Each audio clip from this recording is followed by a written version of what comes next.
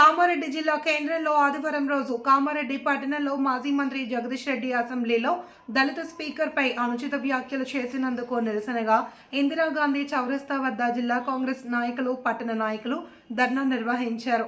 అనంతరం Jagadish Reddy TRS MLA working president KTR శాసన సభ్యత్వాన్ని రద్దు చేసి చట్టపరంగా వారిపై చర్య తీసుకోవాలి అని కామారెడ్డి జిల్లా కాంగ్రెస్ పార్టీ అధ్యక్షులు కైలాస్ శ్రీనివాసరావు డిమాండ్ చేశారు.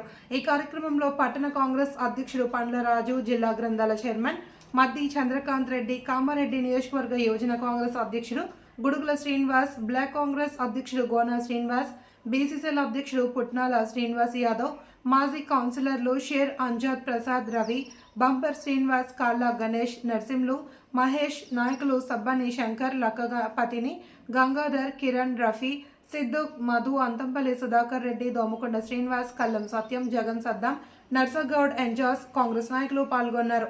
అనంతరం దిష్టి బొమ్మలను దహనం చేశారు. ఈరోజు తెలంగాణ రాష్ట్రం ప్రతి ఒక్కరు చూస్తూ ఉన్నారు. ఒక దళిత స్పీకర్పై అమానుషంగా ప్రవర్తించిన సూర్యాపేట సభ్యులు జగదీశ్వర్ రెడ్డి గారు, అలాగే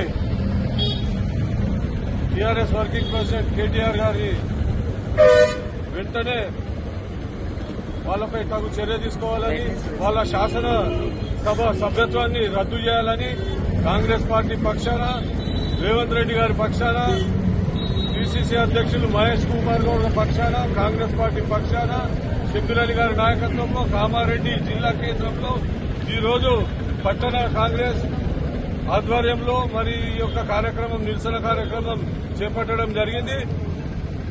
ముఖ్యంగా సభ్య సమాజం కలవంచుకునే విధంగా వాళ్ళు అనుచిత వ్యాఖ్యలు చేస్తూ ఉన్నారు.